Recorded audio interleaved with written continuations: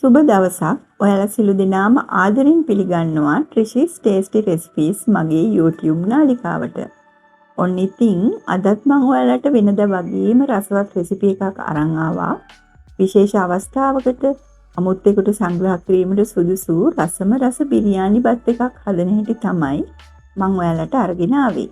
ඇත්තටම මේක මාරම රසයි. ඒ වගේම හරිම පහසුවෙන් වියදමත් අඩුවෙන් රසට හදාගන්න පුළුවන්. රෙසිපි එකට අවශ්‍ය කරන ද්‍රව්‍ය ඩිස්ක්‍රිප්ෂන් බොක්ස් එකේ දාලා තියන්නම්. එතනින් ඔයාලට බලා ගන්න පුළුවන්. මේ රසම රස බිරියානි එක ඔයාලත් හදලා ඔයාලගේ වටිනා අදහස් පහලින් කමෙන්ට් කරන්න. එහෙනම් එන්න යන්න ඉක්මනට වීඩියෝ එකට මේ රසම රස බිරියානි බත් එක හදන හැටි බලන්න.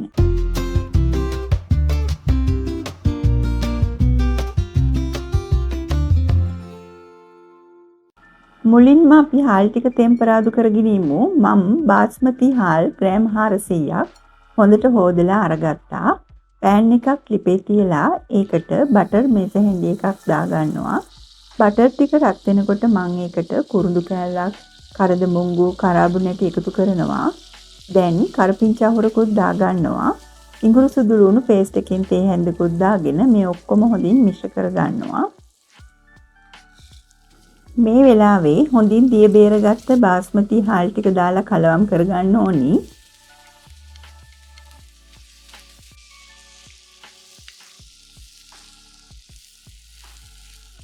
මම ඒකටම බිරියානි මික්ස් එකෙන් මේස හැඳි එකකුත් දාගෙන මිශ්‍ර කරගන්නවා. මේ මන් දාගන්නේ කහ වර්ණක බිංදු දෙකක් වතුර මේස හැඳක දිය කරලා ඒකත් හොඳින් මිශ්‍ර කරගන්නවා.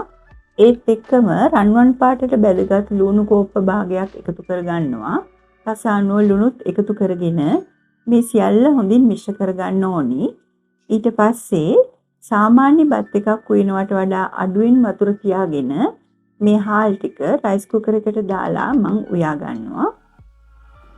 මේ බත් එක හදාගන්න පැය දෙකකට කලින් චිකන් ටික සීසන් කරගෙන ඉන්න ඕන. මෙතන චිකන් ග්‍රෑම් 400ක් තියෙනවා.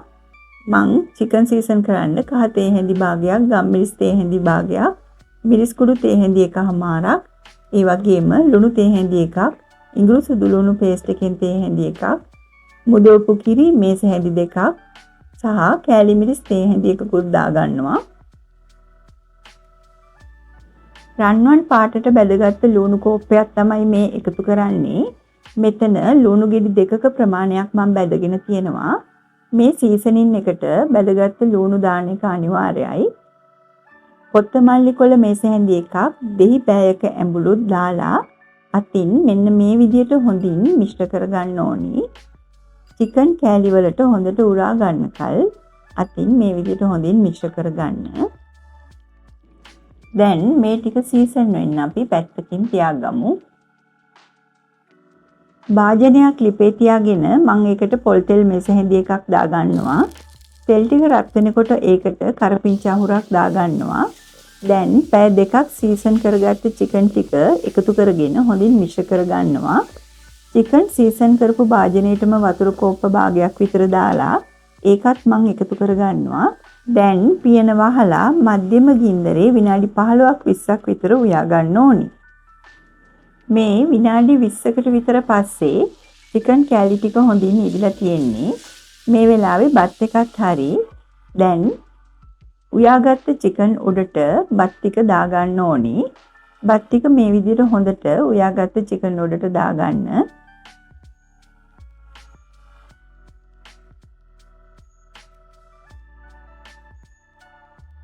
දැන් දෙහි බෑයක් හොඳින් මිරිකලා පියන වහලා විනාඩි 5ක් විතර මධ්‍යම ගින්දරේ අපි මේ ටික තියාගමු.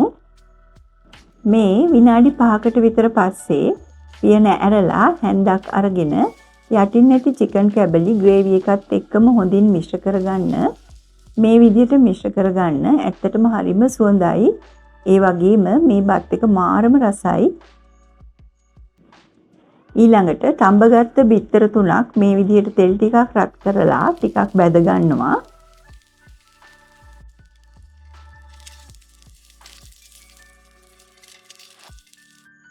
මේ බත් එක සරස ගන්න මම උඩින් කොත්තමල්ලි කොළ ටිකක් මේ විදිහට දාගන්නවා. ඊළඟට තෙල්වල යන්තමින් බැදගත්ත තඹගත්ත බිත්තර තුනත් මේ විදිහට ලස්සනට තියා ගන්නවා. ඔන්න ඉතින් අමුත් එක්ක ආවම දෙන්න ඒ වගේම ඔයාලගේ විශේෂ අවස්ථාවකටත් මේ විදිහට බිරියානි බතක් හදලා බලන්නකෝ. ඉතින් මගේ මේ වීඩියෝ එක හොඳ නම් ලයික් කරලා යාළුවෝ අතරේ ෂෙයා කරන්න අමතක කරන්න එපා. ඒ වගේම තවමත් මාව සබ්ස්ක්‍රයිබ් කරලා නැත්නම් සබ්ස්ක්‍රයිබ් කරන්න කියලා ආදරෙන් මතක් කරනවා. එහෙනම් මගේ මේ වීඩියෝ එක නරඹපු ඔයාලා සියලු දෙනාටම ගොඩාක් ස්තුතියි.